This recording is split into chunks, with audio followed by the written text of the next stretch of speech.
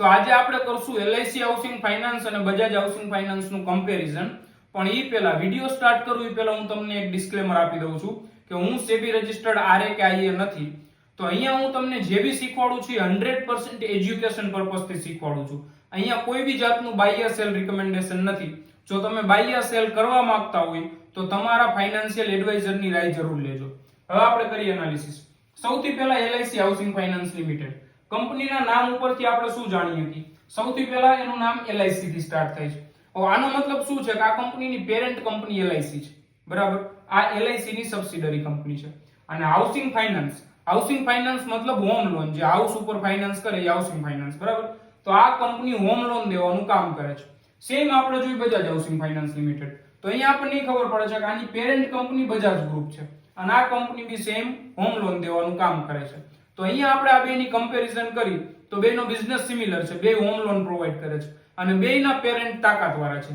LIC પાસે રૂપિયાની કમી નથી અને સેમ બજાજ ગ્રુપ પાસે બી રૂપિયાની કમી નથી। બે વેલ રેપ્યુટેડ અને સારા તાકાતવાળા પેરેન્ટ ગ્રુપ છે।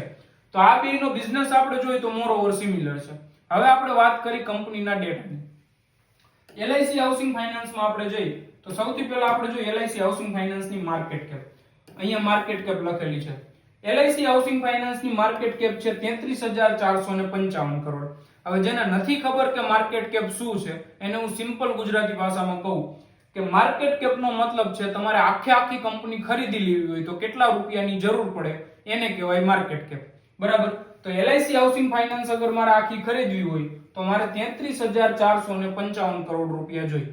હવે આ માર્કેટ કેપ કઈ રીતે કેલ્ક્યુલેટ થાય છે, એનું શું સૂત્ર છે, એનો શું ફોર્મ્યુલા છે, આ કઈ રીતે કામ આવે એ બધું આપણે મેન્ટરશિપમાં સમજાવીશું। બટ અત્યારે તમને ખાલી બેઝિક કહી દઉં કે આખી કંપની ખરીદવા માટે 33,455 કરોડ જોઈએ। હવે સેમ વસ્તુ આપણે જોઈ બજાજ હાઉસિંગ ફાઇનાન્સમાં। તો બજાજ હાઉસિંગ ફાઇનાન્સ આપણે આખી ખરીદવી હોય તો આ આપણને મળે છે 1 લાખ કરોડમાં। તો અપ્રોક્સિમેટલી તમે જુઓ તો આ કંપની એના કરતા 3 ગણી મોટી કંપની છે, બરાબર? એલઆઈસી હાઉસિંગ ફાઇનાન્સ કરતા બજાજ હાઉસિંગ ફાઇનાન્સ। હવે આવીએ આપણે કંપનીના બિઝનેસ ઉપર, કંપનીના પ્રોફિટ એન્ડ લોસ સ્ટેટમેન્ટ ઉપર।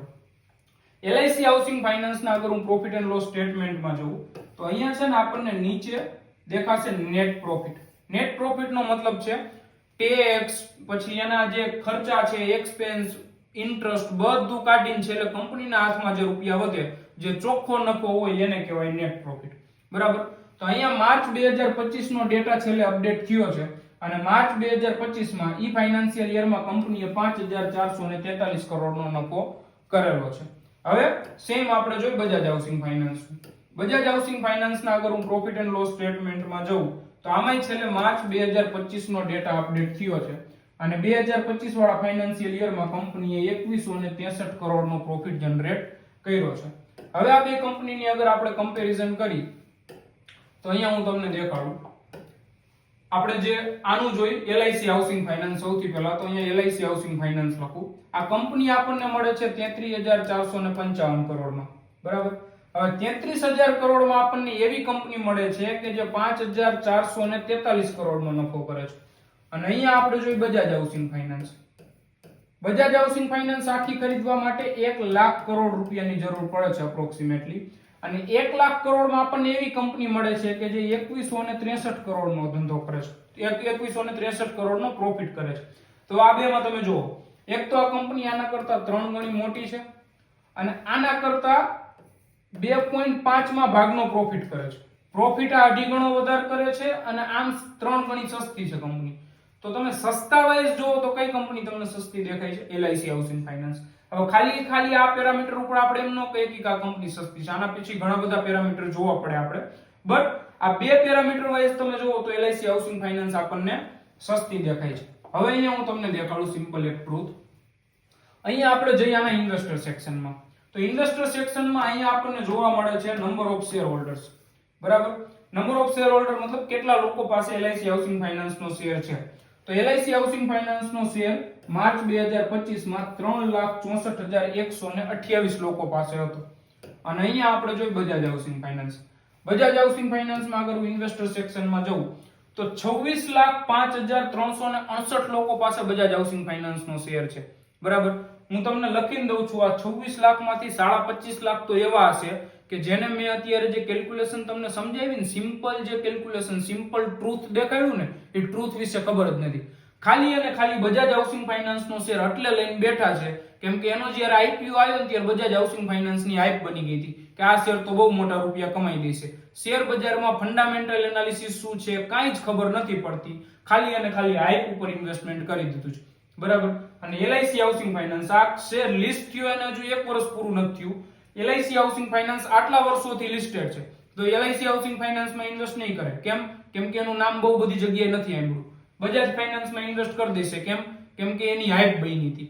તો હાઈપ વાળા શેરમાં ઇન્વેસ્ટ કરવા વાળા ઇન્વેસ્ટરો કેવા હોય છે એ તમને ખબર છે. અને આનું રિઝલ્ટ અત્યારે નહીં દેખાય, આવનારા 5-10 વર્ષ પછી દેખાશે શેરની પ્રાઇસમાં તમને કે કયો શેર સસ્તો હતો ને કયો શેર મોંઘો હતો. બરાબર. તો એ હું કોઈ જ જાતનું બાય સેલ રિકમેન્ડેશન નથી દેતો. જે માર્કેટની રિયાલિટી હતી રિયાલિટી મેં તમને સમજાવી દીધી. હવે જો આ બધી વસ્તુને તમે ડીપમાં સમજવા માંગતા હોય, બરાબર, જો આ બધી વસ્તુને આવા ઘણા બધા પેરામીટર છે જેના ઉપર તમે સ્ટોક બાય સેલનું જે ડિસિઝન છે એ લઈ શકો. તો એના માટે હું તમને એક નંબર આપું છું, 84 85 97 98 98. આ નંબર ઉપર કોલ અથવા મેસેજ કરી દેજો. અમારી ટીમ તમને કોન્ટેક્ટ કરશે અને તમને અમારી 1-to-1 મેન્ટરશિપ છે એ કઈ રીતે વર્ક કરે છે અને એમાં શું રિક્વાયરમેન્ટ છે એ બધી વસ્તુ સમજાવી દેશે. જો તમે પર્સનલી મેન્ટરશિપમાં શીખવા માંગતા હોય કે ક્યાં ઇન્વેસ્ટમેન્ટ કરવું, ક્યાં ના કરવું, કઈ રીતે શેર બજારમાંથી રૂપિયા બનાવવા, તો આ નંબર ઉપર કોન્ટેક્ટ કરજો. વોટ્સઅપ યા કોલ કાંઈ બી તમે કરી શકો છો. અને જો આ વિડીયોમાં કંઈ જાણકારી મળી હોય, તમને મતલબ કંઈક શીખવા મળ્યું હોય, તો આ વિડીયોને તમારા ભાઈબંધ દોસ્તાર જે બી સ્ટોક માર્કેટમાં ઇન્વેસ્ટમેન્ટ કરતા હોય એની જોડે શેર કરી દેજો. Thank you so much.